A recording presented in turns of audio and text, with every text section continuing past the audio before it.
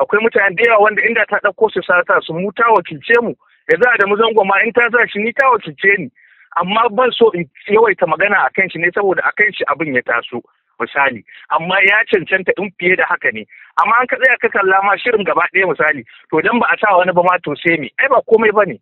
To amma tunda an yi magana a kai, mu idan mu ma abin ma da ya kalla kenan, ba mu da wani wakili da za mu kalla mu ce wai an sa shi domin jihar Kaduna. Yanzu ka kalla gaba ɗaya wannan fuskokin da kake gani ta ƙabilanci ne, mutane ne wanda bayan jihar Kaduna ba, abokan zumuncin mu ne dai misali, abokan sana'ar mu ne. To amma mu a jihar Kaduna menene wa za mu kalla wanda za mu iya ce an sa shi domin zai wakilce mu misali. Amma mutane ne wanda duk an sa su da abokan sana'ar mu ne, duka daga abokan mutunci sai abokan zumunci. To amma a jihar Kaduna mu wa aka ɗauka wanda za mu kalla mu ji daɗi. Assalamu alaikum, sunana Ibrahim Ajilo, wanda wasu su sani da ɗan guzurin waka. Ni ne ciyaman na ƙungiyar 15 Artists Network Nigeria. Baya ga haka ni ne PRO na ƙungiya ta AMSO, ƙungiyar maballaka masu studio reshen jihar Kaduna. Haka zalika ni ne ciyaman na NELSU, na ciyaman na registration na NELSU reshen jihar Kaduna. Haka zalika ni ne mawaƙi na 'yan sandan Najeriya. To gashi wata zandambarwa tana ta yawo, kuma gashi kai ɗan Kaduna ne tsakanin jarumi Adam A. Zango da jaruma Hadiza Gabon, kuma duka mazauna jihar Kaduna ne. Ban san wani ƙarin bayani za ka yi muna ba akan yadda ake dambarwa. To, ɗan abin da zan ce, ka san kamar yadda na fahimci abu ne wanda duba da ɗan adam kowanne akwai abin da idan ya ƙirƙiri abu baka da hurumin kai kaɗanan da akan rayuwar shi, ko ka ce dole ga yadda kake so ya yi, amma bisa shawara ko zamantakewa ko wani mu'amala ana ba da shawarwari. In ka dubi abubuwan da ke faruwa musamman a wannan masana'anta, in ka dubi reshen jihar Kaduna, wasu abubuwa ne wanda sun yi nisan da sai addu'a.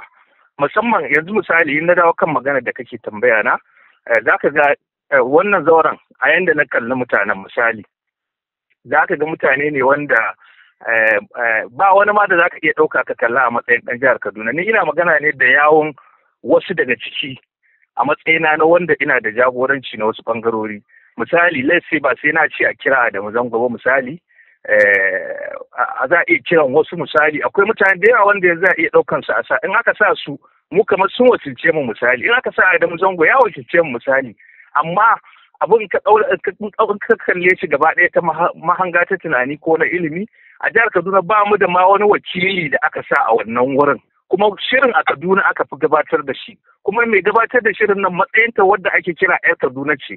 Ni yanzu kaga fasinan ni ban da alaka da ita, amma mace ce wadda tana daraja mahaifina, ni ban da wani abu da zan kwambizin ɗinta in ce dole sai ta yi kaza saboda ba ni na kirkirar mata ba, tunaninta ne ta ga dama ta yi abinta, ban da hurumin da zan ce dole sai ta yi kaza, amma akwai shawarwari wanda ya kamata na kusa da ita su dinga ba ta shawara.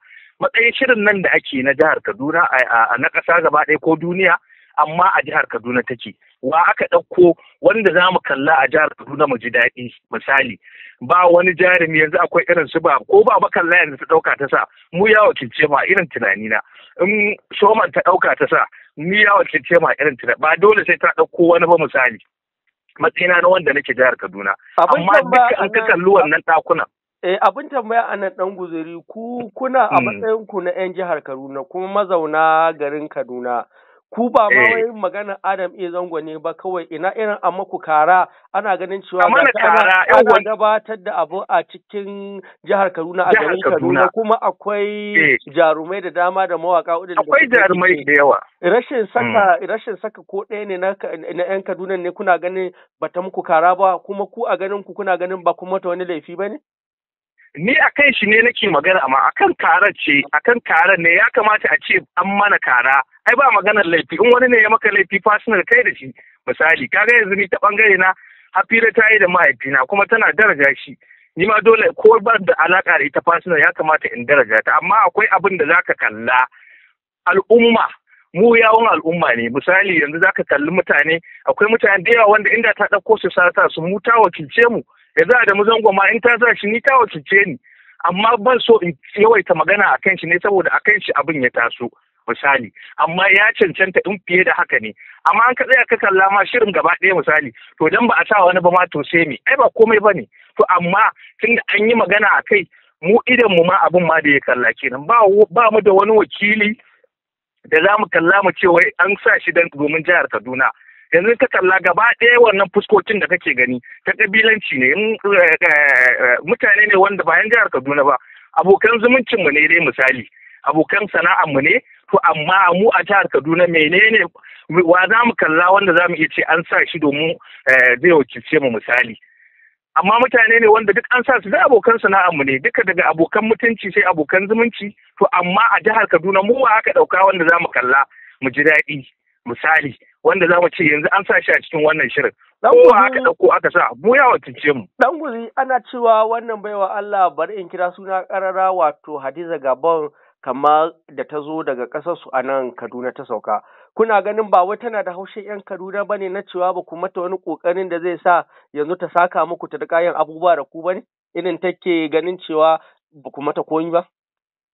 To ana so ka san irin wannan abin tunani ne na ɗan adam, sai ka yi kusa da mutum za ka san inda ya dosa. Ni kaga kamar yadda na faɗa ban da wani kusanci da zan iya ce na san akwai mu'amala ta nesa, za ka kalli mutum daga nesa kamar alƙalanci, akwai wanda sai ka je kusa da shi za ka mai alƙalanci. Ni kaga ban da ta kusa da ita, ina kallon ta a midiya ko makamancin haka, sai wasu makusantana da suke tare da ita misali. To kaga ban da hurumin da zan yanke wannan hukuncin, kila wani ne ko ya ɓata mata rai, ko kuma abin da ni na fahimta kila tana da wani tin wanda zan iya ce ko da su ko su suka kirkira ta wannan tunanin, sai yadda suka ce mata ko makamancin haka, tunda a yanda na fahimci abin akwai wanda suke zagaye da ita.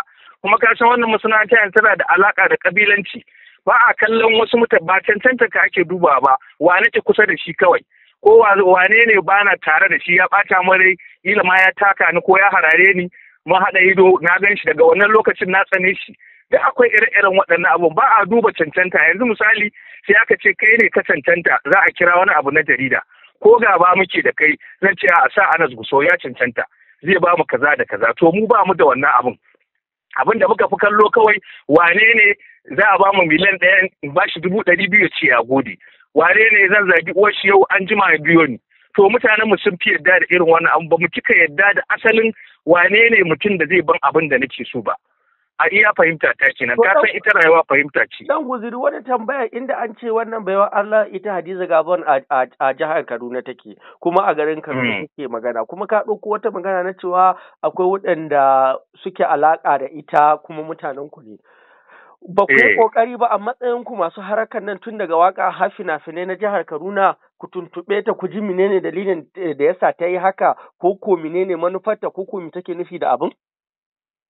To ka san shi irin wani abun ko ka taɓi wani na kusa da ita misali, ni yanzu kaga fasinar ina da wanda nake ta alaka da shi dan kungiya ta ne Jamilu Nafsin misali. To amma kaga ban da hurumin da zan tilasta shi ya gaya mun menene kudurin su akan wannan abu, amma iya fahimta ni ba zan yanke mata hukunci in ce karar ga dalilin ta ba, amma dai ni abin da ni nake magana akai, kara ba a jihar Kaduna kara ba, ko an ki ko an so, ko za a ji daɗi ko ba a ji daɗi ba, Kaduna ba a mata kara ba.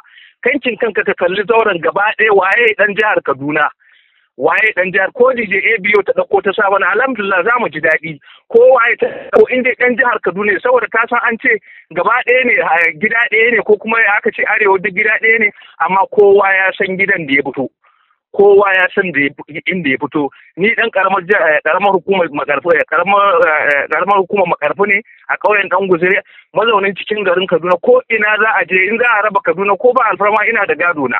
To amma ba inda na fi alfahari da shi kamar Kaduna, ko inda ina zan yi zumunci a duniya, ko da ina zan yi zumunci. Kano gari na ne, ina zuwa in yi zumunci, yan uwana ne.